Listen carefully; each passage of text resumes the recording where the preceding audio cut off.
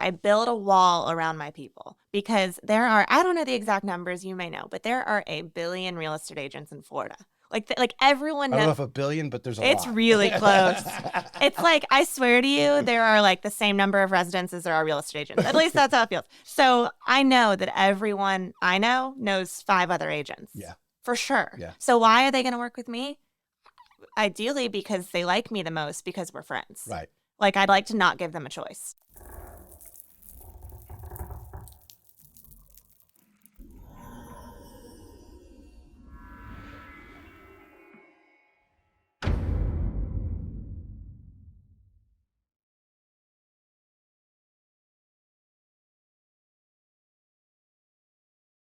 Hey, welcome back to the Real Estate Excellence Podcast. Today, I have the number 33rd ranked real estate agent in Jacksonville, Florida, according to the Jacksonville Business Journal. She is the owner of Gordon & Co., obviously abbreviation for company. I like that. I like that logo, where they are consistently the top real estate agents in Northeast Florida. They are known locally for their modern marketing and sales approach. Stole that from your your Facebook. Yep. Yeah. Zillow 5-star agent, and is in the top 1.5% of agents nationally. Let's welcome Sofie Gordon of Keller Williams Atlantic Partners to the show. Hi. Nice to meet you. Nice to meet you. And I'm gonna go to a split shot here, so just bear with me. But I was doing some research. I didn't go to your LinkedIn wasn't quite my working LinkedIn's out not there. Quite anything. So what's interesting is we were talking pre-show, as you say, social media is one way you get business. I'm going to recommend to you need to get that LinkedIn up to speed. And you know what? I will tell you that I am so overwhelmed with the channels that work that if I divert focus, my head might explode. Well, that's kind of like a static thing. I don't think it's not. It's not. And I it's up to date. It is up to date. I'm at Keller Williams there. You know my whole background. You know where I went to school. But posting all the articles and everything. No. Yeah. Oh. I mean, unless you got a service that's doing that for you. Mm-hmm. But there is one easy way to do it. And I haven't done it recently, but obviously with ChatGPT, sometimes I've actually taken a reel from a show, someone making a statement about whatever the subject was, and actually went to ChatGPT and write a quick LinkedIn article, brief talking about in 10 seconds and stick it under to stick it under there. But just, I think in the social media world, and we're going to talk about it on the show in detail, everyone, how social media and I assume a lot of your clients from outside the area, they're using social media to get to know you. Absolutely. And it's it's all Instagram. It is. We can dive into it whenever you're ready, but a good majority of my business is from Instagram. Interesting. Yeah. Interesting. Yeah. I'd be curious to how that works. So, well, let's, as I always do, start off every show. Tell us about young Sofie, or Sophia, right, is your official name. My legal name is Sophia. Sophia. Yes. Tell us about young Sophia. She's, 17, 18 years old. Where are you going? What's going on in your life? So I'm from Cincinnati, Ohio, and moved to Ponte Vedra when I was in middle school. Then and totally love it. Left for a little bit and came back, went to UNF for school. And I got my degree in marketing and worked in marketing. I got an internship my sophomore year. Got hired on when I was still in college and stayed there for a couple of years and got my Pilates teaching certification. I'm very social, so I like being around people. Cool. And I never wanted to be in sales. It was like this big taboo to me because my husband works in the car business, and I was so averse to the idea of selling something. So what was your vision of a career at the time? Getting out of high school, what did you kind of feel would be? You weren't married at 18 years old. No, I wasn't, but I had met the person I did eventually marry, which was also not the plan at 18. Not the plan at all. I met him on Tinder. That's a whole nother story. But it sounds kind of silly, and I assume I'm probably not the only woman who grappled with this, but I wanted to figure something out where I could balance like having a family, raising kids and all that, not being like in a cubicle all day, like finding that work-life balance. And so I had no idea. I knew that I was working at a marketing firm and I couldn't stand sitting behind a computer all day. It just drained me. I thought I'd be with clients and I wasn't. So that's why I got my Pilates certification. Because at a young age, like that's kind of the entry level thing that they're going to put you in. Well, yeah. I mean, I started as an intern, and then while I was still in college, I I like to work. Like my brain moves quickly, so I've got to be doing something. And I got hired full time at the marketing agency while I was still in school. And by the time I graduated, I was already an account manager. So I was managing accounts for businesses and doing their overall marketing, including their LinkedIn, even though you can't tell right now. But I was going to meetings 3 times a week instead of, 4 or 5 hours a day, which I thought it would be. And so I was just getting burnt out. Wasn't the area It you was wanted just to be. draining. Just No. wasn't. And so during COVID, Yeah. my husband's always said, you need to be in real estate. And I'm like, absolutely not. And so then it was like this one week and like 3 or 4 different people who I really know and love said, you need to be in real estate.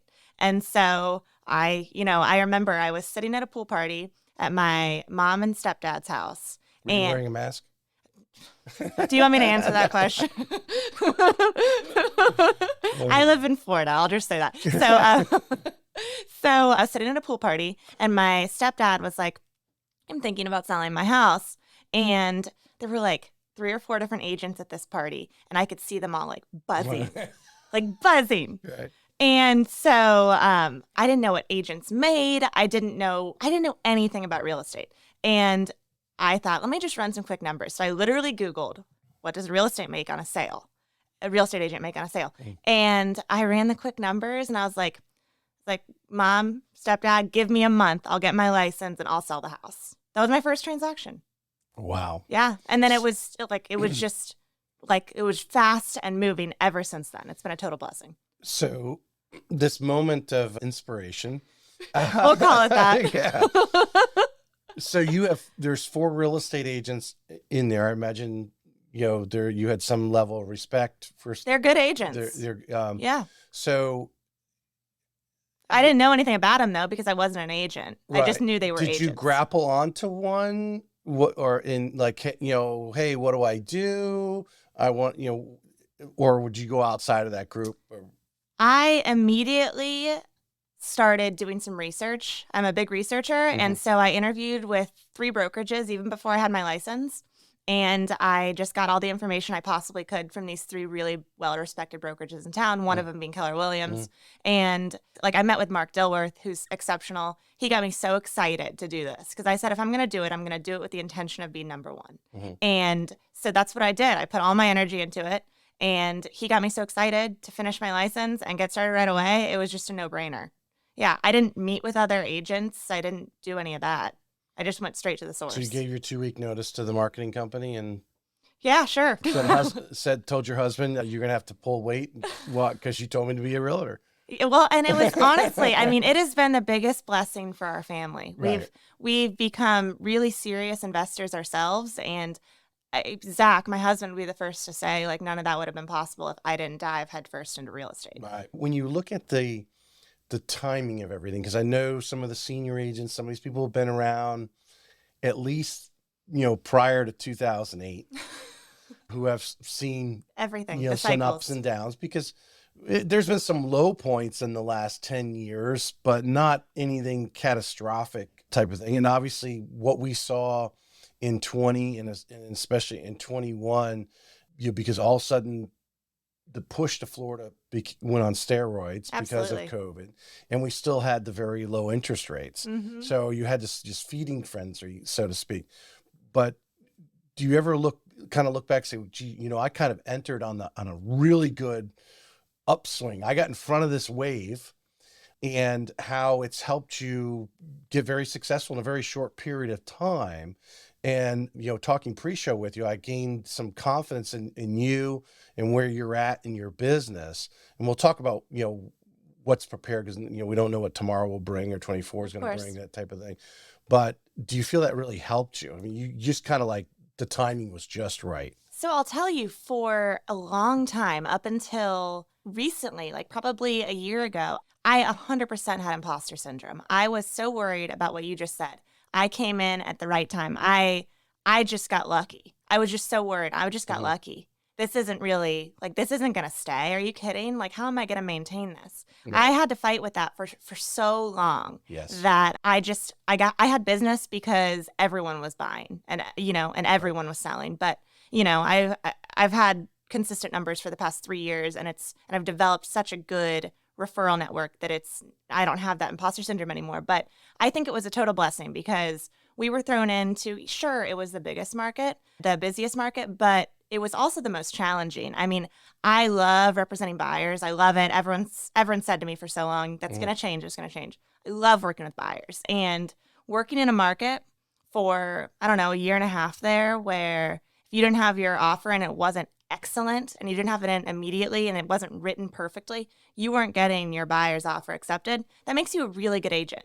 Like, under fire, you really, really get molded. And it was Well, did you find yourself like obviously reaching out and learning, educating yourself, whether it was endlessly. Yeah. Yeah. So when I first started at Keller, there are excellent people there for one, but this is one of the main reasons I chose to go with Keller Williams is because their training is unparalleled. So I first started there, and the first, I think it was 9 weeks, I had training every single day. It was like I was at school.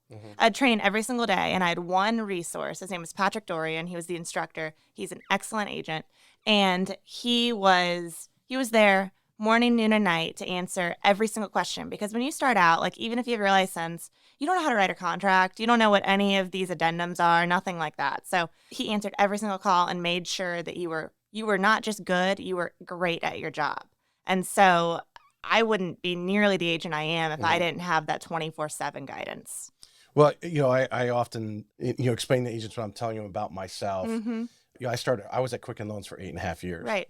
So there was some thin times. And I mean, many of us thought of pulling the plug in summer of '07, especially. It was just like crickets. '08, no, I can't say it was that much better, but obviously by October of '08, November of '08, that's when the rates started to drop. And all of a sudden, obviously we were starting to roll in the refis, and it just picked up pace from there because that was primarily their business at the time. And so I got a lot of reps, Right. To be able to one customer after another, and people obviously you can help. It wasn't a scarcity thing. And because I think your confidence obviously seems the fact that you knew there were deals out there, you just had to find how to put the puzzle together. And that's what excited you and kept you moving on to the next day versus going, where's my next customer going to come from? Well, and you're absolutely right. So I realized the minute I stopped listening to negative news, my business got better. It's all about mindset. If you are listening constantly to people telling you the market's going to crash, there's going to be nothing. It's all over TikTok, right? It's all over the mainstream media. I stopped listening to it. And I'm telling you, like, I might have rose-colored glasses on. I don't care. There will always be people having to upsize because they have a new baby. There will always be people getting divorced. Always people passing away, so there are estates. Everyone's life is constantly going to change, which means there is always going to be real estate to be had. I was talking to Patty Ketchum last month about the NAR lawsuit and stuff like that. But there was one thing she said in that podcast was, everybody wants to sleep under a roof. Everyone wants to sleep under a roof. That is a great, absolutely. Yeah. So it's always there. So right now, looking back, and obviously you're training with Keller Williams.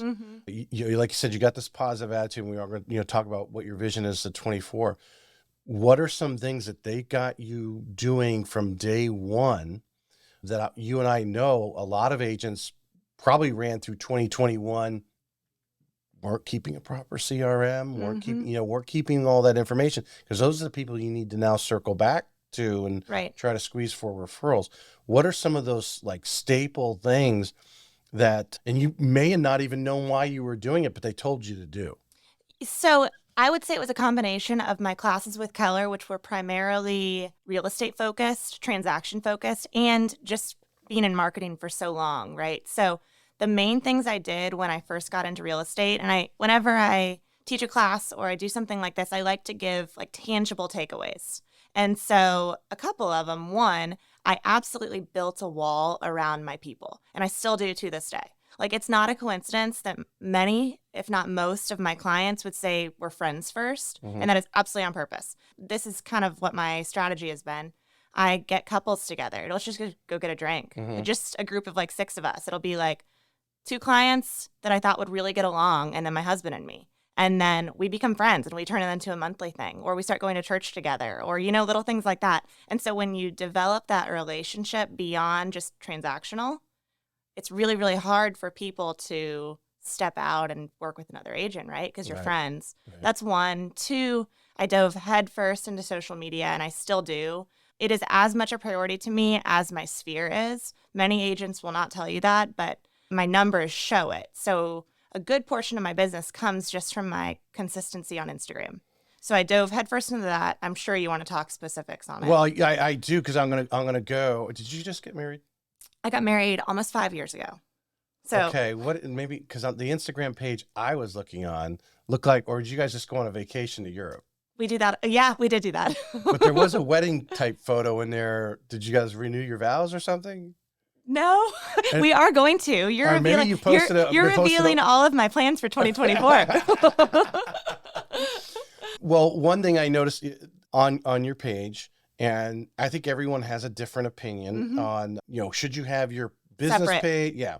You mix it all in. I do. Yeah. Yeah. So one of my biggest blessings is that I've been here since middle school. There are agents who do an excellent job of jumping into a new market that they're unfamiliar with and just excelling and creating a brand new network.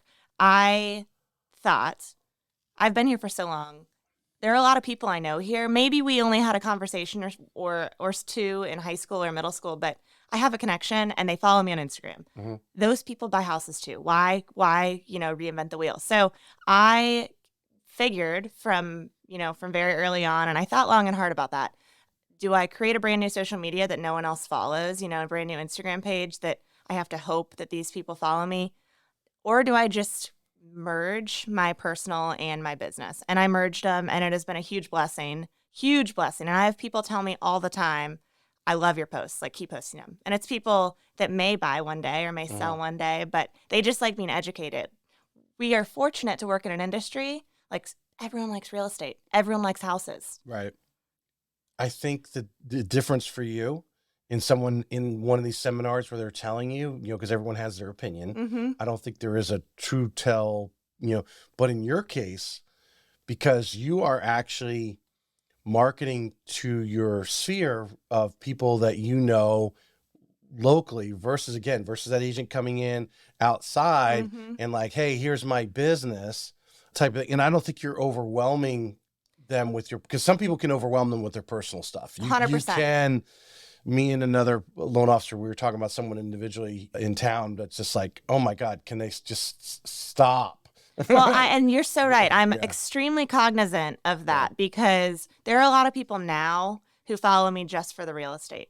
It didn't used to be that way. It used to be like if I posted real estate, I'd get some unfollows because, they were there for the personal stuff. But now it's if I post too much personal, I'll lose a follower or two.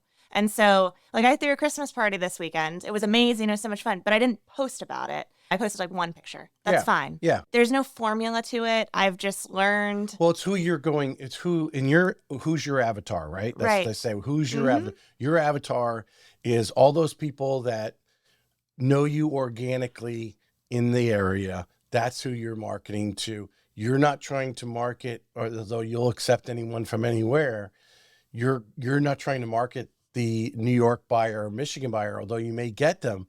You're focused on the people and know you, love you here locally. Well, and I'll tell you, I have spent a whole lot of money marketing to the people who don't know me or know people who know me, and it is nowhere near as successful as marketing to the people I know. I was at a seminar yesterday, and this gentleman talked about, and hopefully I'll have him on the podcast in February as he's coming back in town. Awesome. But they took 3 groups, 20 agents that were making less than $100,000 and broke them into 3 groups. Well, one was doing the stereotypical door knocks, cold calls, that kind of real estate that everyone talks about when you first get started. Yeah, right, exactly. Yes. And then the second, it's a huge time waster, and then you spend a lot of money and time and don't have anything to show. Yes. The next group was focused geographically. They were focused whatever number of neighborhoods, whatever, and they just pounded that, even if it was just going by and throwing basically a postcard, right. or let alone, I said to myself, so basically you think they should just, you're basically your business card, more or less. Maybe it's a flyer or different medium, but you're just, hey, I'm a real estate agent. I'm type of thing. And they did better than the first group.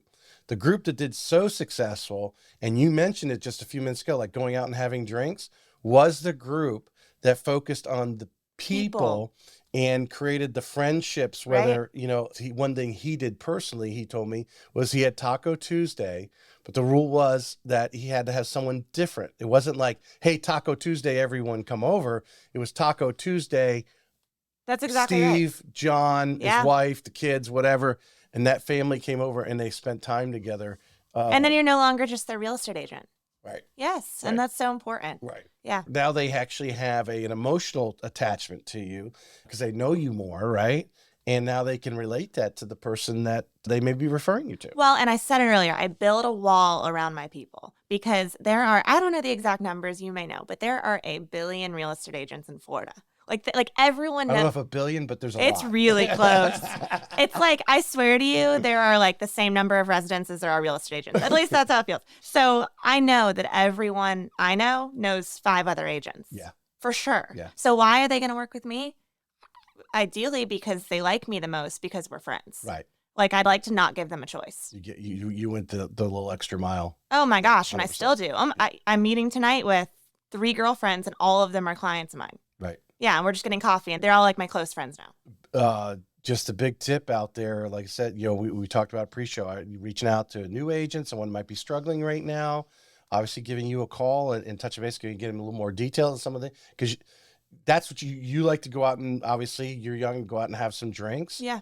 Having just a couple over for dinner at the house. I mean, it doesn't take much. No. And you don't have to take them out to Ruth Chris. No, and you don't even have to pay. Like, actually, like, I would tell you, I build it as a friendship and not as like a client. When you keep paying, you're still, and this is not necessarily something I've even thought through, but it is like something we do. We go out as friends. Yeah. Like, I start to build that relationship as a friendship before we even go and get dinner together. So you might buy one time, they buy another time, or however. Yeah, you do it, it's right? not, Yeah. well, exactly. Like, just like you are with your friends. Yeah. Yeah. Yeah.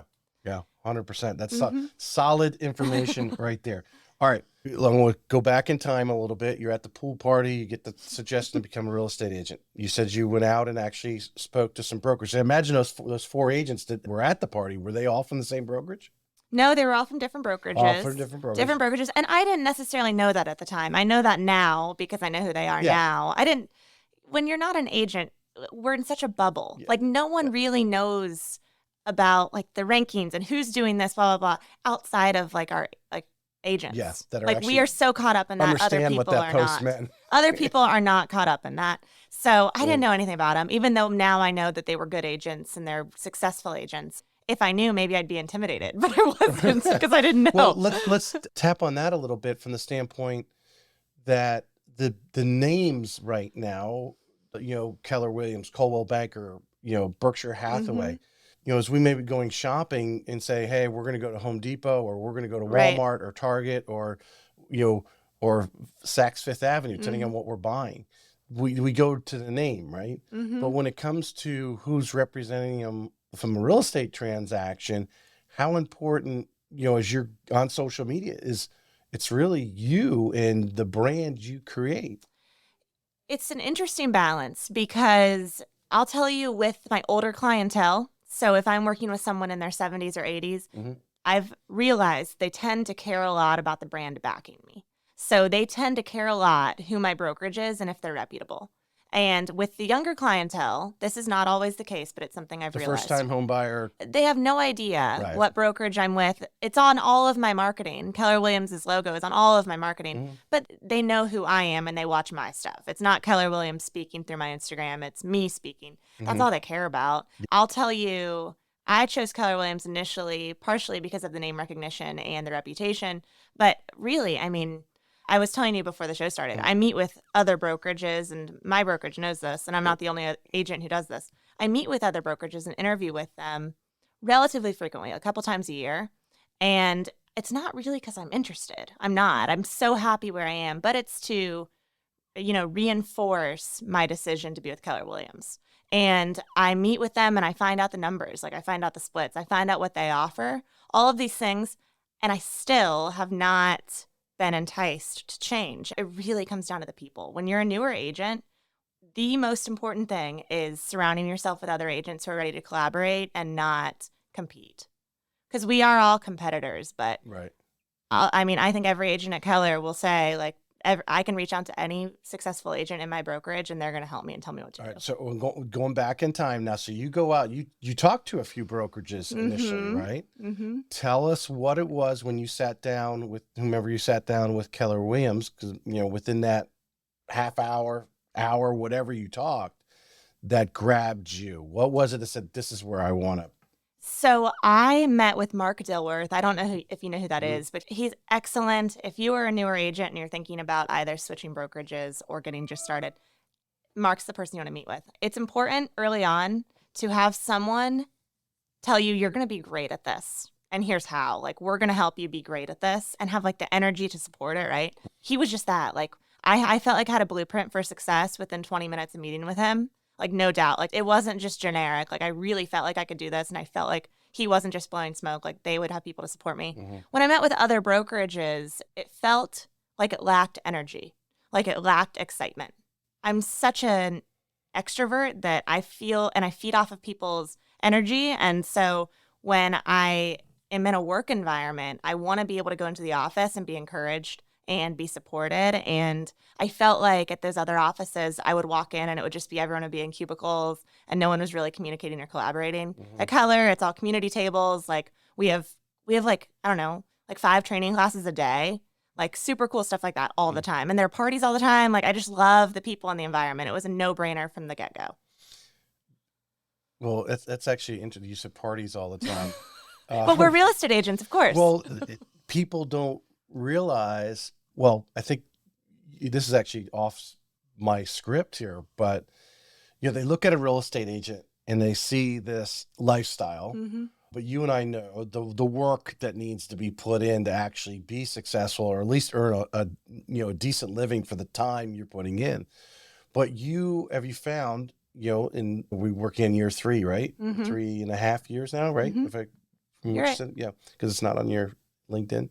Because I get it. I couldn't There- find it. I Hey, couldn't find everyone, it on your there LinkedIn. is room for improvement. But part of you've understood very quickly by the way you market. Like you said, you're reaching out to your past clients, especially those you want to get to know better, even though you're having fun and it's great and you're laughing and having a drink. But ultimately, you've understood that being a real estate agent is a 24/7 lifestyle. Oh my gosh. I mean, people always say, people who don't work in real estate want to be in real estate to have a more flexible schedule, which I think is so funny. I'm not going to laugh in their face. I will never. It is just so funny because I work weekends. I work until, ask any of my clients, if they text me at 10:30 p.m., I am working. Absolutely. Yeah. I'm like, if I'm at dinner with my husband or with a group of friends, I am working. There's like no way around it. And I just think it's so funny. Get into real estate for a flexible schedule. Let's see what happens. Well, I think like I said, you're working in a relationship, and someone from the outside may say, "Oh, so you invite them out to drinks because you want deals from them." Well, yeah, that's ultimately, and I know I have to build relationships, but I think anyone in our entire world, the reason why there's conflict or people may not like each other is because they don't even know each other. That's it. I mean, sure, I want to do business with my friends and I want to do more business with them, but I also really like people. Mm-hmm. Like I feel so endlessly blessed that my clients are unbelievable. I work with some of the best people I've ever met in my life, and I want to be friends with them. Mm-hmm. And there are older fashioned real estate agents who will tell you, like, keep business, get business, right? And keep your personal. I don't know how you're successful with that. I don't get it. I mean, my business is personal. Yeah. Well, the reality is when you go out to have drinks with them, what are you selling? You're not trying to sell them. I don't talk about real estate at all, unless they ask. You're not trying to sell them anything. No.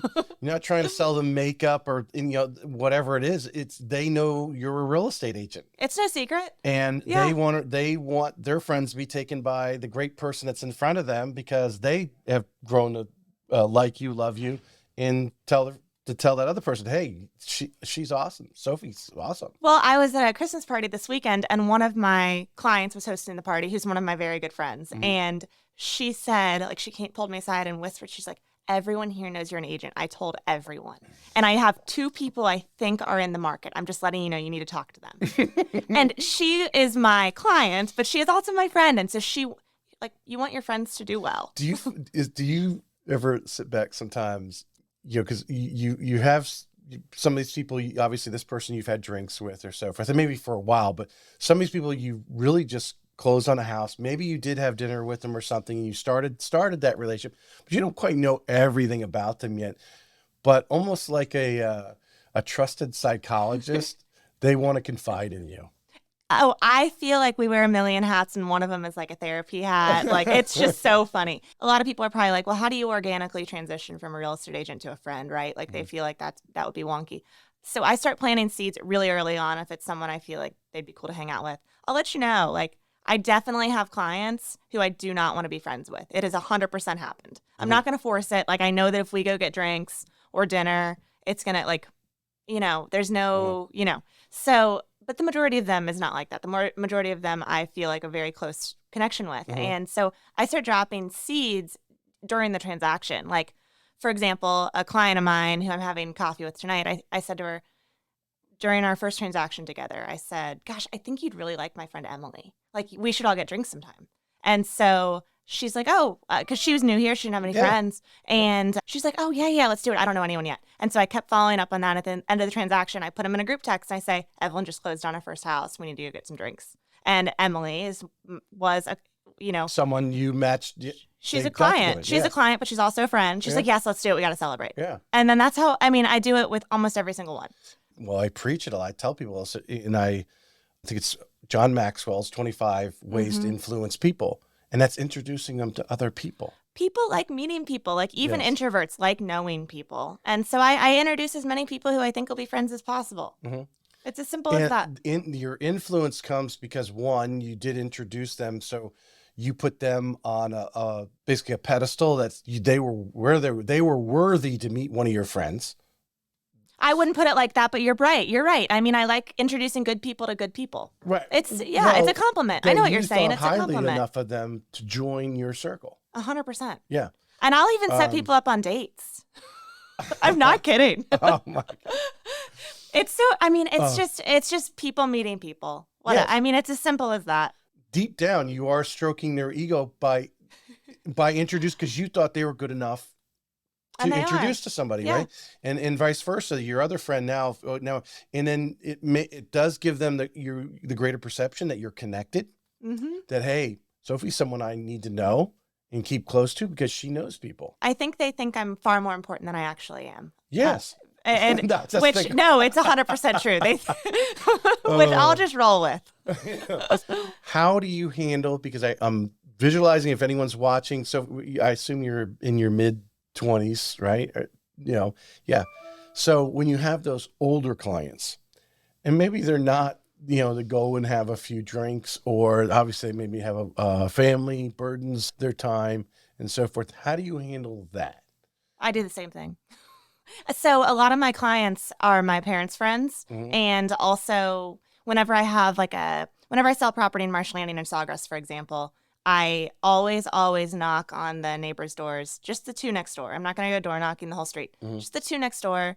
And I introduce myself, and I've gotten business from that before, which is crazy, like real business. But I do the same thing. Even I have a client who's 86. He's a single older man, and he lives here in Ponte Vedra. And he came to Thanksgiving with my family last year because I didn't want him to be alone for Thanksgiving. Oh, cool. Yeah. So, and I still introduced him, I've introduced him to some golfing buddies. I do the exact same thing. I go about it a little differently. Our conversations are different, right? You find a way to reach out. I feel what you're telling me is for every individual you're working with, you're thinking of a way to, convert the relationship. Some more than others, like you said, you get along with some you don't even, are. Which I think is everyone. You meet people. Everyone meets people that they're like, we can leave it at a professional relationship. But no, here's your gift. Thank you. Yes, Hey, let me know if you need anything. But no, every single time I have a new client, I'm always trying to learn more about them to transition that relationship from professional to more, and to more than just realtor-client relationship, but to a friendship. It is just so important. I think right now, if anyone listening to this right now, you need to reach out. So if you're not doing this, it's so, you've built it in your life. You like doing it. That's important. Because if you didn't like the actual, it wouldn't come naturally. If you weren't the people person, or You showed up to have drinks and couldn't, keep a conversation. Or entertain or organize a conversation. Well, it's great when you bring friends because they help carry the weight for you, right? Well, so that's the thing. It's almost never just like me and one other person. I always try to have a little group because you laugh more and there are more stories and there's no like awkward silence. Not that I really ever have awkward silences in conversation because I can fill air. But, I want people to have just natural, fun conversation. So I always do groups. Yep. I always do groups. And kind of what you said, and I didn't even realize that to be the case, it does reinforce Sofie has other people. Like she has other good people around her. You know what I mean? So it's very natural though. Like it sounds kind of like a formula, but there's really no formula. I just go into every relationship with the intent of making them my friend. And for maybe someone getting started new, to be consistently reaching out to their friends, because maybe they're not clients yet or that type of, they don't have enough clients. How regularly do you try to schedule these kind of small socials that you have? I'll just walk you through what I do in marketing in general, because I do consider this part of my marketing. Relationships are still marketing to me. There are 4 pieces of marketing that go out every single month to everyone in my sphere. And that's 1 print, 2 emails, and then something called a Lolo. Do you know what Lolo is? That's where you get a little coupon little gift for some, every year. It's called Locals Supporting Locals, and it's a little text to all of your contacts every single month with like an awesome gift. And it's not a coupon. It's like an actual free thing. Like this month, they just got a free cup of free latte from Bold Bean from me. Okay. And anyway, so those are the... Because you can, and then just so people listening, Lolo, you can actually geographically, because... Yes. So if I have clients out of state, I can still send them a gift to their local coffee shop. It's super, super cool. Yeah. But anyway, so 4 pieces of marketing, like those are real marketing items. And then my 5th is always relationship point. And you're not going to do that. Like I have almost 1,000 people in my sphere, and you're not going to reach out to everyone every single month, right? But my goal for me is, every other week I need to meet with some of my friends/clients for something.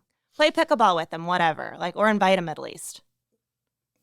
I'm going to say this and I'm going to follow it with a question. I was at the gentleman I was listening to yesterday, very successful group because they had 3 groups. They realized that the reaching out and touching 4 times a month, which is what you're basically doing, is where the success. If you're doing that, you'll have a listing in 2 to 3. They had down, and then, but if you're doing only 3 times, you'll get a listing in almost twice as long. If you're only doing it twice, it's even longer before you get a listing. And this could be marketing to a geography or marketing, obviously, to your peeps. So they know somebody who's selling real estate, buying, whatever. If you're doing it just once a month, just burn it. It's not worth it. It's not worth it. I really, really believe in education. So I attend a lot of classes. I listen to a ton of podcasts, including yours.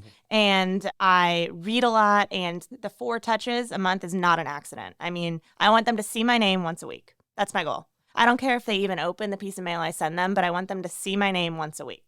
I want it to be, on their mind. Yep. Because what are we doing? We're scrolling down the email saying, who sent me that email? Who sent me the email? Do I need to read it? Delete. Oh, Sofie sent me something. Okay, maybe I need to read that. Or just they saw your name. Or they saw my name. They saw that you sent it. Which is totally fine. Yeah. So that girl that keeps sending me these emails. Well, newer agents will, not even just newer agents, but maybe agents who don't do it full time or aren't super active. I've heard it so many times. People forget I'm an agent. I'll see one of my friends post that they bought a house with someone else, and they didn't even think about me. I don't want that to ever be the case. Right. I want people to just rips your heart out. It does. That's I like told you our nightmare. I told you that business is personal for me. Yeah. It really is. Right. And so that would be a heartbreaker to me. Yeah. And so I do, I stay in front of them, not annoying. I don't want to be that person who's in your face about real estate all the time. Much of what I send is not about real estate. Yes. Well, your social media, like you look on the Instagram page, you have numerous personal, and then you might, whatever, something about real estate. One of the last ones was your top 33 ranking, and you're spinning in there. It's like Sofie real estate, Sofie real estate. Right. Yeah. Yeah. But all my stories on Instagram, like the people who view my stories every day, it's all real estate. Yeah. It's all real estate. And I got really high engagement because, someone told me early on, keep posting. Everyone likes selling. Everyone likes seeing houses. Everyone likes seeing cool houses. And it's so true. When I wasn't an agent, I loved seeing houses. I became an agent. This is so silly and stupid. I watched Selling Sunset. And I was like, oh, it's going to be just like that. Like I get to wear really cool dresses and like eat at really fancy restaurants. And like I mean, it's going to be so easy.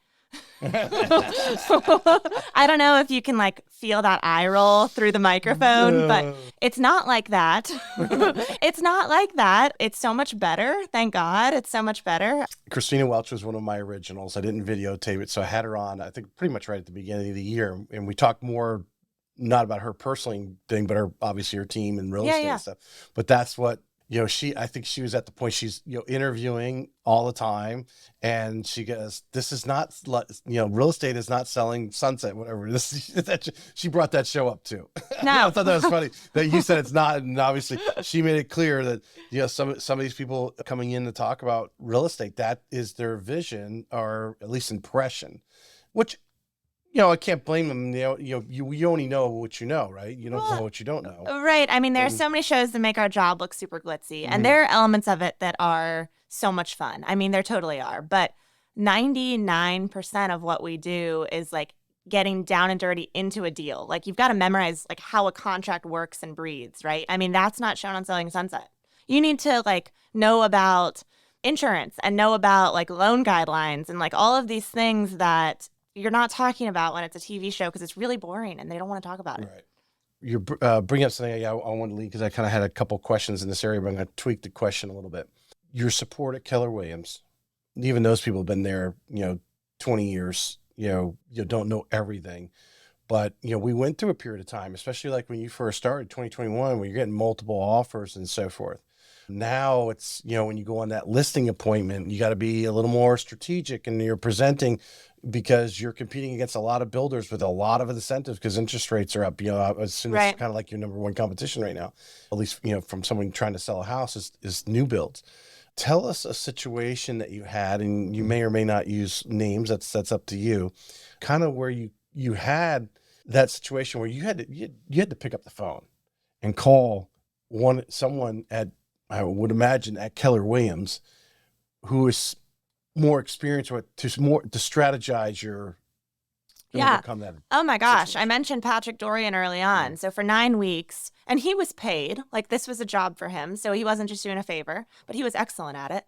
Seriously, morning, noon, and night, I was able to call him. He's a very successful, experienced agent. He knew his stuff, and he's far more analytical than I, which I really appreciate someone with that brain, especially when you're first getting into real estate and you're worried that you're going to just F something up, right? Like you're worried, I'm going to get my buyers or my seller into a situation that's going to screw them out of thousands of dollars. That's a huge fear when you're a new agent. Being able to call a successful agent who's done hundreds of transactions, who know it like the back of their hand, is invaluable. So I called him about things that I probably knew the answers to, and he was probably so annoyed. Like if I really thought about it, I probably could have figured it out. Because you've been to his classes or whatever, you've been training on them, you kind of knew the answer, but you wanted the reinforcement. You want someone who knows more than you to tell you that's correct. Yeah. Because I always thought like better safe than sorry. Like I reached out to my broker even about so many silly things probably early on in hindsight just to cover myself, just to make sure you're doing this right. You got this. Your buyer's good or your seller's good. Right. Yeah. I mean, and there are a lot of agents. There are a lot of newer agents, and I work with them on the other side of the transaction pretty frequently who don't have that resource. And so I will say to the agent on the other side in a non-insulting way, I'll say, hey, like, let's work together as a team on this. If you need anything, please let me know. Like, we've got the same goal here. Well, let's speak to that from the standpoint, because that's not something I have not heard before. So I'm hearing it quite frequently, actually. For that person on the other end, again, who may not, and sometimes they don't want to admit it. Sometimes, obviously, egos get involved in emotional. But to understand and have the mindset that working with you and other people that are great because they're great because they have this mindset in that situation, that this is a team effort. Well, and buyer, seller, get them, lender, whatever, we got to get them to closing. So every single transaction I go into, every single one, even like before we put an offer in, but I know we're getting prepared to, I always say to the agent on the other side, whether they've been doing this for 40 years or 4 minutes, let's work together. Let's do everything we need to do to make our buyer and seller happy on this. Because I've been in transactions where it feels like you're like, butting heads and fighting against each other. And I think everyone who has been in those situations will say that it's unproductive. And so I decided a couple years ago, I'm going to make that agent my team member. And it's true. We are working towards the exact same goal. Mhm. We want our buyer and our seller to be happy, right? And so when we work together, it's way more successful. I feel when I hear these stories that the agent on the other side feels because they've got it. Hey, we got to do a lot of times. Obviously, I assume these battles come over negotiations and repairs or whatever need to be done, right? That selling agent oftentimes, maybe not be always a selling agent, but like they're trying to protect the seller when in reality, if you and your client walked away, the next client is just as likely to find the same things in Is the it- inspection report and yeah. have the same And conversations. how many times have you seen it over and over again? That's the way it is. So you might as well deal with who's in front of you because you're a lot closer to closing. Oh, I mean, absolutely. I think that I was far more of a fighter in my beginning transactions. And don't get me wrong, I fight for my clients to save and make every single dollar they possibly can and get the best situation. But I do it with honey and not vinegar now. Mhm. And it has made so much of a difference. You can achieve great things for the people in a transaction by collaborating. Do you, and you may do this, you may have learned this while you're dealing with a little bit more honey. When you get that call and the agent on this says, hey, yeah, we need that fixed, or hey, we want, instead of fixing it, just give us $2,000 seller concession, Right. whatever the offer is, which may not make you happy because now obviously now you got to go to your sellers and ask them basically to give up whatever amount of money. But how important is hang up the phone and take a few moments and play through like chess what the next three moves are going to be. If I go to how should I present it to the clients? And then how do I think Kim Knapp says it very well. She'll go back to her clients and say, for $1,000, you're going to walk away from this house that you love the street, you love the neighborhood, your kids are going to go to that school, and you're ready to walk away for $1,000. Well, and I'll break it down even further than that. I'll reach out to the lender and I'll say, hey, and I just did it the other day. We were apart by $9,000. And for the size of this transaction, that was nothing. And I said to the lender, I said, hey, I'm apart from getting this offer accepted because the buyer doesn't want to come up with another $9,000. How's that going to affect them over 30 years? And so I was able to find out, I think it was $20 a month or something. Approach. Yeah. So, and you figure out your buyers, you Yeah. figure out what kind of brain they have, right? And I know that she's a numbers person. I found out, I think it was $20 a month or something. I said, hey, you love this place. Are you really going, like, if we can't come to terms, are you okay walking away for $20 a month?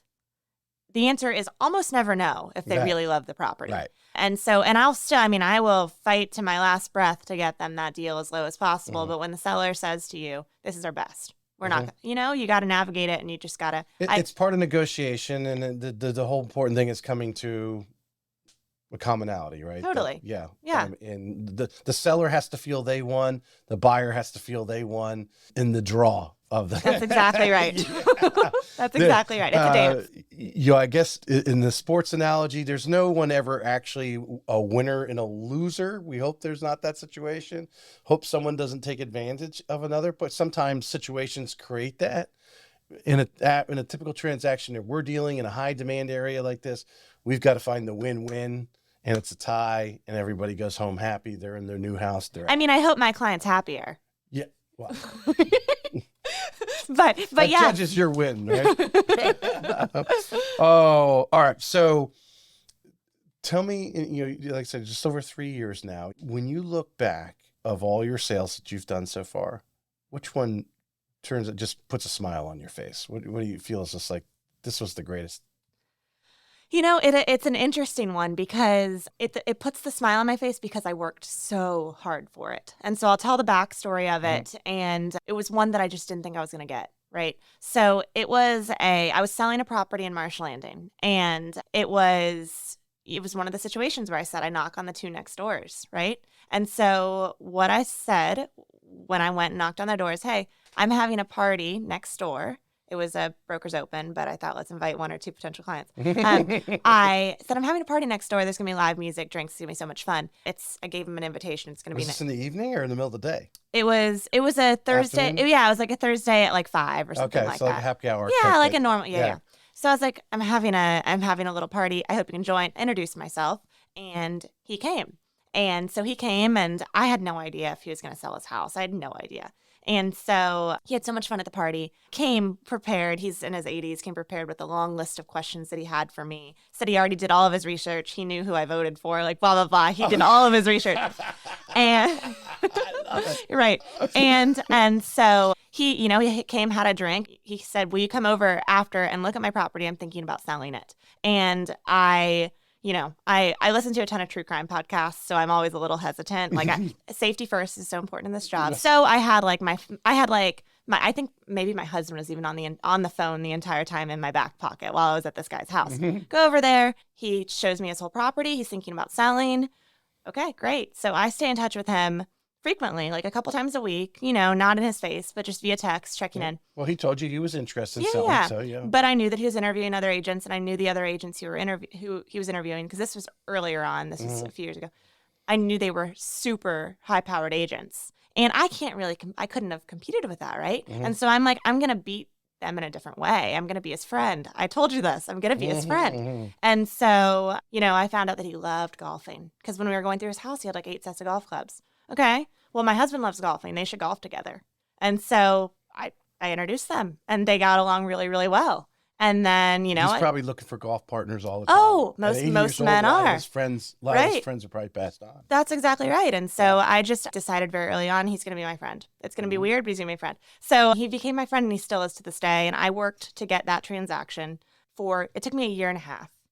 A year and a half of, I ran CMAs for him probably 5 times, because the market has changed so much in a year and a half at that time. I ran 5 times CMAs, go over to his house, present it to him. A lot of agents would have given up at that point, like a lot of them. And I just kept going, because I was like, I'm really far into this now. And I actually really like him. You hadn't gone with anybody else. He hadn't gone with anyone else. Yeah, so just stay on it. And I really liked him. Yeah. And I still do. And so, I sold his house in Marsh Landing, and then went into a rental. And I'm like, gosh, you should not be living in a rental. You need to buy another house. Like, you do not want your last place you live in to be a little shoebox. You want to live in a cool house with a golf course view, the whole thing. Yeah. Because at this point, I cared about him. Like, he had gotten sick, and I saw that he was sitting alone in this little tiny apartment when he came from this gorgeous home in Marsh Landing. And I was like, you need a view. Like, you need to be able to walk out your backyard and see people putting, right? Because that's what he loves. So we got him a house in Sawgrass. And he's, to this day, like, he comes to my family's events. Right. Like, he's one of my, he's 80 something years old, but he's one of my friends. And I am so, so proud of that, because I'm telling you, if I gave up within that first year, I would, it's 2 transactions, but it's also a relationship I really value. 2 things there. 99.9% of the agents out there never would have gone next door and invited them to the broker's open. I tell every agent I come in contact with, like, because I teach classes at Keller, and I've been on some panels for some other brokerages, and I always say to them, like, it's going to take you 5 minutes. I'm not someone who's going to say cold call, door knock. I'm not going to tell you that to do that, because I think it's a waste of time. But I will say it's going to take you 5 minutes to knock on 2 doors. You've got a listing. Well, one, you got cars all over the place anyway, so you need to make friends next door for that. Right. But why not just invite them, and now you've got them in, and they don't care about the Well, that's exactly right. And you've already got kind of the gravitas of having a listing in their neighborhood already. And so it gives you some value already going into it, some credibility going into it. Yep. And like you said, when you have a listing, especially one that's maybe a higher price point that's going to take a little longer to sell, you're going to have some parties, and there are going to be some parking issues possibly. When you turn that neighbor into a potential friend, they're going to be a whole lot nicer about it. An ally, an advocate. That's exactly right. And obviously, the second part is your follow-up over the top. And no matter what sales class you go to, they're going to tell you, it's all in the follow-up, right? You broke the ice, and now you had someone to follow up with. You had a listing, and now you have a potential next client, which came a little later. But that was out of that one deal, you got 2, because you might have gotten others, but I mean, just by doing some simple thing, by inviting him next door, I think that's brilliant. Well, Brilliant. I will say that it's really easy not to do stuff. Like, it's just so simple, but it's really easy not to do things. And so I just assume, okay, let's say I'm competing. I'm going to assume the other agents are not going the next step, because I'm always going to go the next step. So if I'm going to compete, and there are plenty of agents who have been doing this for 30 years who have sold far more houses than I have, right? I can't compete against that. I can't make myself older, but I can make myself more accessible, and I can be I can be in more of a relationship with this person. Because a lot of times, and I say this to new agents all the time, one of your biggest superpowers right now is that you're not busy. It really is. So you're not that busy, which means when you've got a client, they are like a rock star to you, right? Like make them feel so valued. Like really, really hone in on them. And it's not always going to be that way because you are going to get busy. Right. And you're not going to be able to go to the neighbor's house once a week and present CMAs, right? But while you can, do it. All right, I'm going to go back to the busy thing here in a second, but we talked about your most memorable smiling sale. What's that horror story you tell at every cocktail party? I don't even tell it because I tell agents all the time, get everything in writing, and you never know when you're going to get sued, and it happens, right? So I had a transaction recently. It was some clients who became friends, and I didn't know that they were working with another agent for 2 years before this, and so they had worked with another agent. I sell them this house. That agent comes after my commission, like sues me for my whole commission because he thought he was entitled to it. He had he didn't have any brokerage agreement in place, nothing like Buyer's that. agreement. No. He came after my whole commission, and that can very quickly soil a deal. Like our deal didn't fall apart, but there was like this dark cloud hanging over the whole transaction, right? And so, Because I imagine, well, did he make this approach to you after you were under contract or after the house actually closed? After the house closed, and he saw it on their social media. It was the first time I ever had to call clients as witnesses. And that was tough, right? Yeah. Because you don't want anyone getting involved in your dirty laundry. Did you come out on the right end of this? Oh, yeah. I won the deal, kept my commission. I had a spectacular attorney representing me, and it was turned into a non-issue, but it was still like a very dark cloud. I mean, here's the chess play. This guy, who knows when the last time he actually worked with them, right? Actually showed him a house, or they actually interacted. It probably was a period of time. I doubt they saw him on Wednesday, saw you on Saturday, and went with you. Well, right, and that's what the whole board had to agree. So who I was up in front of, who had to decide who wins this thing, they had to agree that the chain of interaction ended here and mine started here, right? And I was able to prove that because, like I said, get everything in writing. I had been sending them buyer's guides, and they were on my marketing chain for 2 years. Like, sure, they were working with another agent because everyone knows a million agents, but they... Did you know about him at all? No, I had no idea. So you're doing what you're supposed to be doing as a real estate agent. They selected you, and that's what they said. They got up there in front of the board and said, "We work with Sofie because she's better at this." We had a better relationship. Whatever it was that she said, they were attracted to you. They wrote 7 offers with this other agent and didn't get a single one accepted. And so she's like, "We needed to get a house." And they felt changing agents would get them there. Yeah, and that as happens. A buyer, that's their prerogative. It happens. That's exactly right. So I would say that wasn't necessarily the transaction, but it was just, the overall. Well, what I don't understand from an agent standpoint, it hurts. It hurts your client decided to go with someone else. They didn't think you're good. It hurts anybody. 100%. But what is the play by going after the agent who had no idea you existed? This said that I did, and they said that it should have been my transaction because I worked with them for so many years, blah, blah, blah. Wow. Every car dealer in town, they looked at that minivan with me first. That's so funny that you say that. That, like, my husband, he's not on the sales part of it, really. He's on the commercial side of the business now. But he said that's like if someone came into our dealership and said, "I want a quote on the F-150," and I quoted it to them, and then they, went to another dealership and bought. That's like me suing the other salesperson. Yeah. It's the same thing. Yeah. It makes no sense at all. So that's a really good one. And I think that agent and someone listening, it happens. You're going to be heartbroken, but you got to take a deep breath. I believe, and to me, things happen for a reason. And it didn't happen to you because you weren't doing what you were supposed to be doing. Maybe you need to learn to negotiate and you should have gotten one of those 7 contracts done, right? Maybe someone's telling you something and that's how they're telling you. And you can't take it out on the other agent when the other agent is just doing what they're supposed to be doing. And that person felt they needed to change representatives, like changing lawyers. I don't think that lawyer can do it for me. I change the lawyers and go with this lawyer. It happens, you know, that it happens. But the chess play is in the greater real estate community. You really look like a fool. Not this person. Yeah, it was odd. The board said, okay, well, it typically takes about 24 to 48 hours for us to reach a decision. I had a phone call from, or my attorney did, On had a the way phone home? call from the board on a verdict within 15 Yeah. minutes. Yeah. Yeah. It was a busy time. Slow down a little bit now, but you've been doing all the right things and building those relationships because you had stuff coming to you, and so you've got these things going. You've gotten busy, and now you've created Gordon and Co. Is that how you say it? How do Yeah. you say Gordon and Co? So one of the challenges I think for agents and actually even loan officers, when we reach a volume standpoint, we need that assistant. And I noticed in your team picture, there's a couple people with you. Tell us about your group, Gordon and Co. And when and at what point did you feel, and I imagine you gotten coaching from Keller Williams, because a lot of Right. that, hey, you needed to actually start spinning some stuff off on somebody else. So I opted to have a transaction manager, and she's far more than that. I should give her more credit. She's more like an operations manager for me. I chose to have her before I needed her. I started working with Trudy, when I wasn't balancing multiple transactions a month, and it was because I know my strengths, but I also really know my weaknesses, and I'm not ultra detail oriented. She is. She is not going to miss anything, and that is so valuable to me.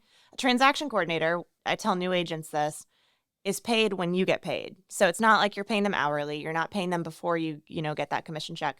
They're paid when you're paid, and they're paid like $350, right? And so to me, that is all the value in the world to make sure that this transaction is perfectly smooth for my clients and allows me to focus on things like relationships, right? If I'm stuck in a file for a few hours a day, I don't think that's the best use of my time. So I decided that before I needed it, and it was a huge blessing. And as far as, other aspects of my team, I've had a buyer's agent, and I'm still trying to figure that out because it didn't go well. And it's hard for me because I really love working with buyers. And I found out that I was, giving them business that I actually really wanted. I prefer to have a seller's agent, but I don't know if I think that that's a little counterproductive because my marketing, like so much of being a seller's agent is because you can market yourself, right? So I have other people behind the scenes, but as far as like who's in the transaction, who's actually the agent on it, it's all me. And I don't think I'm going to change that. I think I made the decision this year that I like being the agent face of my business and have people behind the scenes keeping it seamless. I love the way Melissa Ricks does her business. She runs a great business. Melissa Ricks and Kim Sessions run great businesses, and they are the agent with amazing people behind the scenes, pulling the levers, which is what I have, and it's a huge blessing. You do because you're the face. So the socials, that's marketing, and that's what Right. you have to do because you're the face. Right. The face has to be there. But what are things that you're still doing that aren't necessarily, like the down and dirty and the transaction stuff?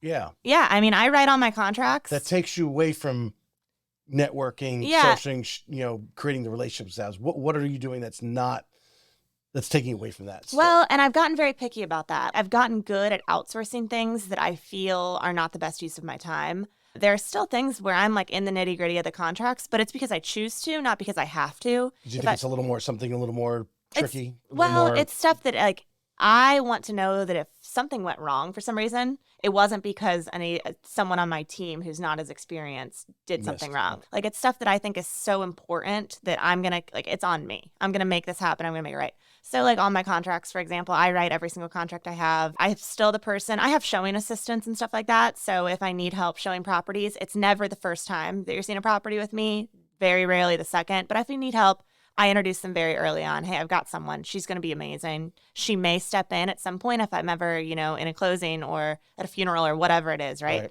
But relationships are so important to me. So all of these face-to-face interactions with my clients, I'm always going to be in them. And then I outsource stuff behind the scenes. So I outsource to Trudy. She does all of she collects signatures for all the addenda, organizes my closings, getting my files approved with Keller, maintaining the relationship and the, keeping track with title and the lender and everything, right? And marketing. So I said that there are 4 touches every month.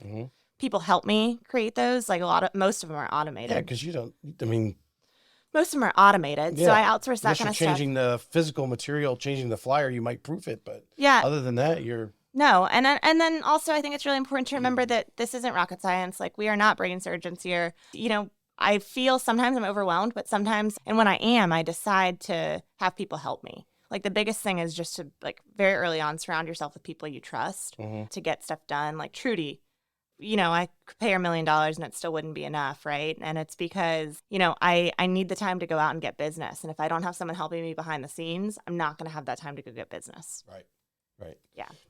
I assume you feel if you can make the appointment to show the house, you want to be there. Oh yeah, I am there. Because you're not only showing the house, but you're obviously also hearing the customer, what their buying things are, but you're still working on the relationship. Oh, no, I'm there for sure. Yeah. Like, let's say we look at 15 houses. Hopefully we're not looking at 15 houses, but let's say it's 15 houses. You may see it with another agent twice. I try to be in front of my clients. FaceTime. Yeah, absolutely. It's a moment to talk about things that aren't real estate. Because when you're walking around a house looking at it, you're not just talking about the cabinets. Like, you learn about their family. You learn if they have pets. Like, you learn what they do for fun. Which like they may not have told you in the original because they didn't think it was important, but why they're walking around the house.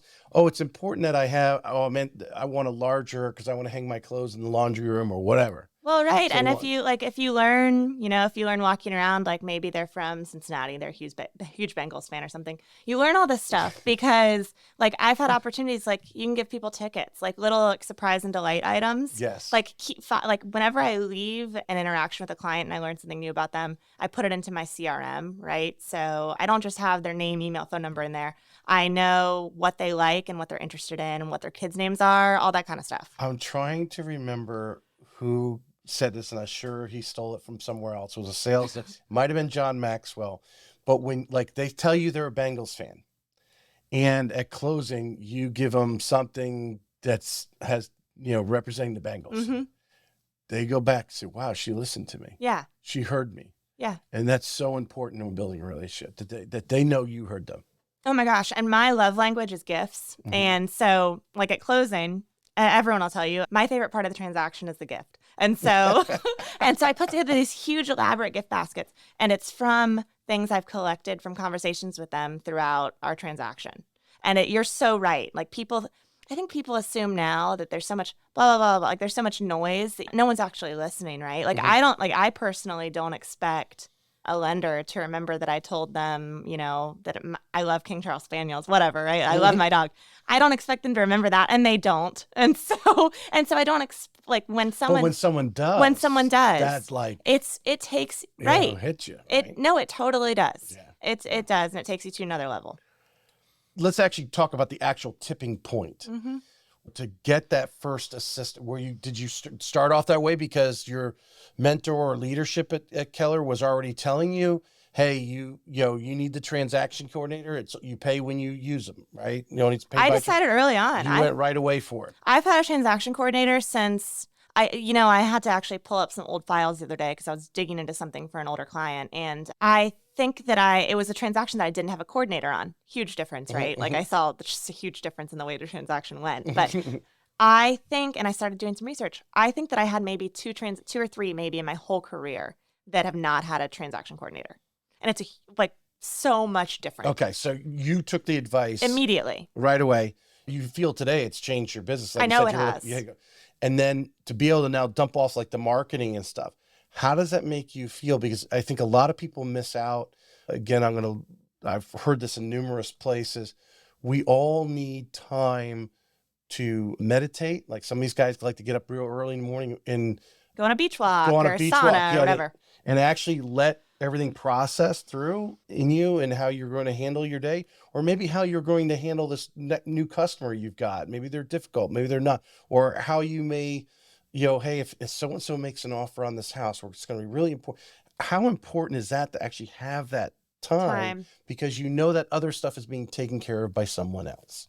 Yeah, so it's unbelievably valuable. I wake up every single morning, and my transaction coordinator, who I said is far more than that, I wake up with a list every single morning of exactly what is going on in every transaction and what I need to do.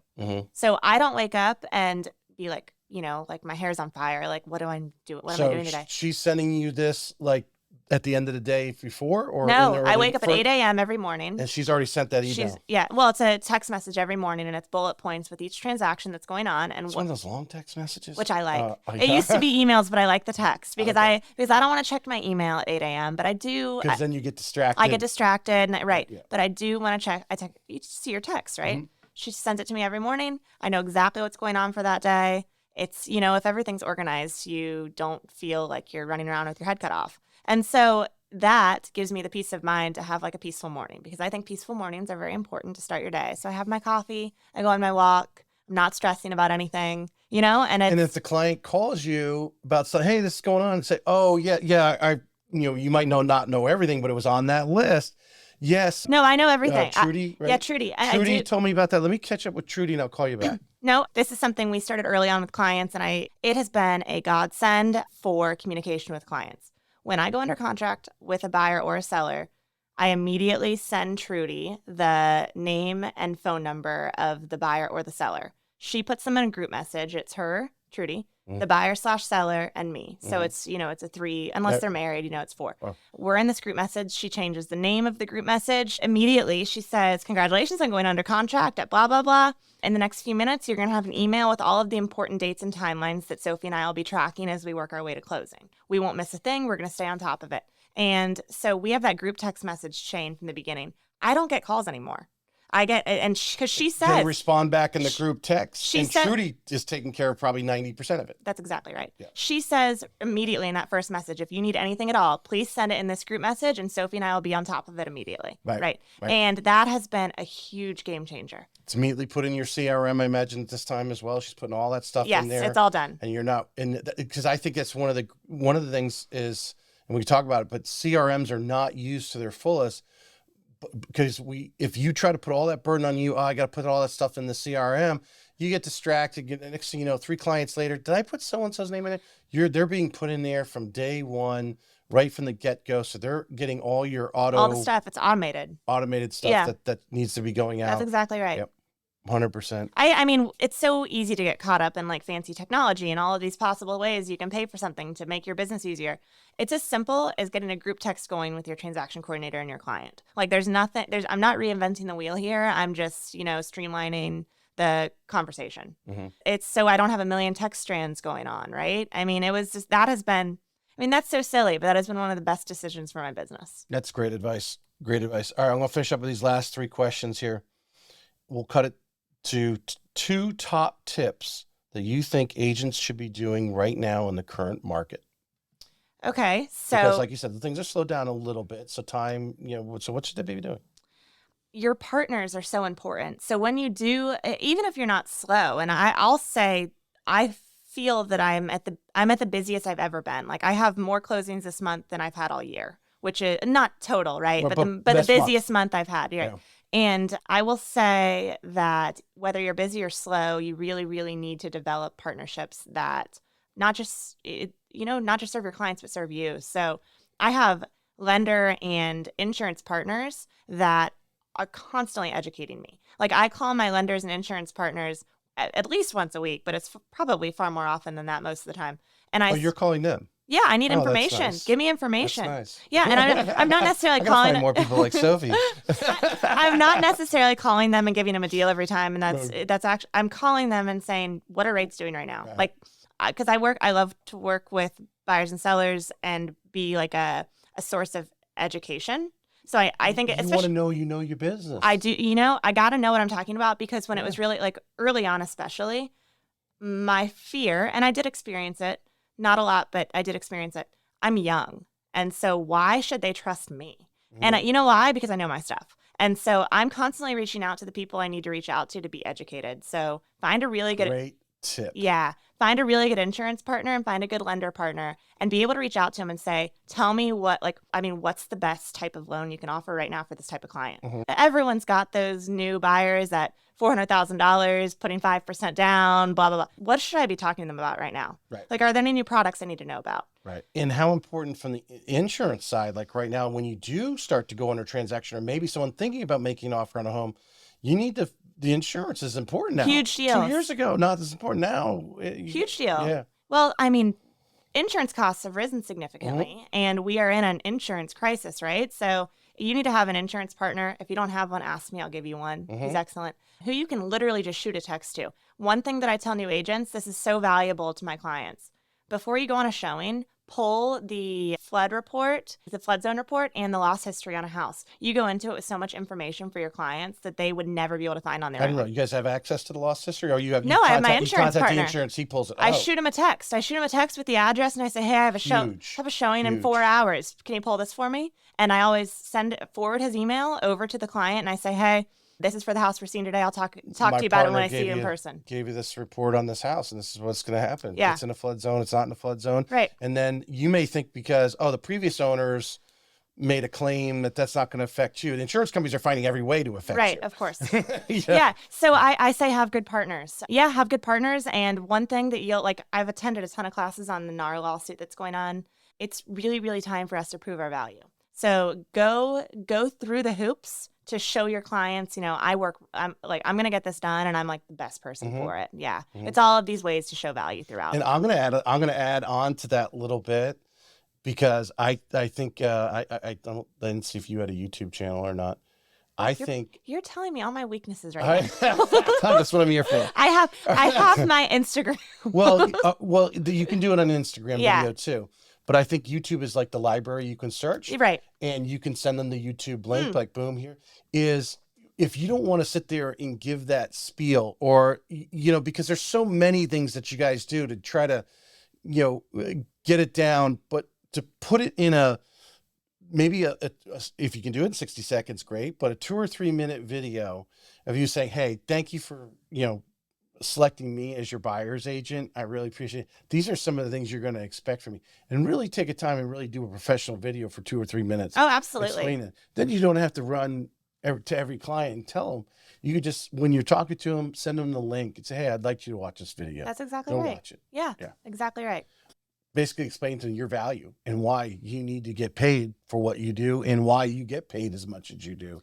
So you asked, right. And so you asked me 2 things that agents need to be doing right now, in my opinion. One of them is partners, really diving into your partners and taking it, they want to educate you. You're a lender. I'm sure you would, you would probably love if an agent called you and said, tell me what's going on. Yeah. Yeah. You'd probably be ready to educate them right away. Well, I mean, we try to contact you guys without overburdening you. We don't want to be that, man, why is that guy calling me again? But, it's the same thing you're doing social media for. We're reaching out and say, hey, we're here. That's exactly right. Because we know you have many choices to choose from. Yeah, exactly right. Yeah. And so one of them would be really developing your partnerships with the professional end of the industry. And 2 is analyze your business and see what has been working, and then really, really dive in on that. So like I said before, I've paid for Zillow leads. I've done all these things that are time wasters and not money makers. And I found out that, my Instagram content and my sphere is where all my business comes from. And so I am just constantly figuring out ways, educating myself on ways to really dive in with those 2 avenues, making my relationships through social media and through my people even better. What are you good at? What do you like doing? Because that's what you're going to wake up and do. Well, right. That's the first thing we love to say we eat the frogs, but we don't. We may on certain days, knowing when something really is getting, we got to just eat that frog. But because what you're going to do every day is what you like doing. Find out what that sweet spot is. You like doing socials with the girls or whatever, creating the relationships, that, if that's your game, 10x it, right? That's exactly right. I mean, if I could give one piece of advice to a new agent, it's that you should turn this into a career you love, not one that you dread waking up to. Yep. And that starts in the beginning. It starts with, being intentional about how you spend your time and who you spend it with. All right. Last question. Keep this one, try to keep it down to a minute. What's the most important mindset that agents should have when working with a client, buyer or seller? So mindset towards the client or towards the... When you got that listing appointment, or buyers called you and you're going over to meet them for the first time, what's the mindset that you should have when approaching them? Well, it's not just to my buyers and sellers. It's just to life in general. I think you can go into it with abundance, and everything changes. So I go into every relationship expecting it to be more than just a transactional relationship, right? I said that. I go into every transaction expecting it to be more than just a transaction. And so when you go into it, and I also said with my business, I operate my business as if the world's not on fire. I operate as if everything's going to be great. Find a solution. I'm not unrealistic. You're going to find a solution. And I always say yes. And so I always say, if someone asks me a question, I always go into it and I say, yes, I'm going to figure it out. I don't have an answer for you now, but I'm going to figure it out. every single time because I like to be a problem solver. It's why I do this job. Well, you feel comfortable at Keller Williams that there's people over there who are smarter than you, that any challenge that comes up, you'll figure it out. Well, and we've all got brokers, and the good news is we are all, like, if you're under contract, there's an attorney somewhere in there. There's an attorney at a title company. So if I don't have it, someone's got an answer in this transaction, I will be the one to give you the solution. You'll find it. So it's just an abundance mindset for everything. Excellent. Yeah. Great show. Thank you so much. I appreciate you coming on. Thank you so much. This was really blast. fun. Yeah. There was a lot of information in there. Someone listening can get a lot out of it and hopefully get motivated. Cool. And agents, can they reach out to you? Yeah, please do. Yeah, you can drop my socials or my contact information there. Please reach out if you have any questions. Sofie Gordon Real Estate on Instagram. Yep, Sofie Gordon Real Estate, gordonandco.realestate.com. You got all of it. It's all there. there. You can put it all there. It'll be in the show notes for those who don't, but social media is where she at, and you can find her. I'm there. Thank you so much. Thank you for coming on. Cool.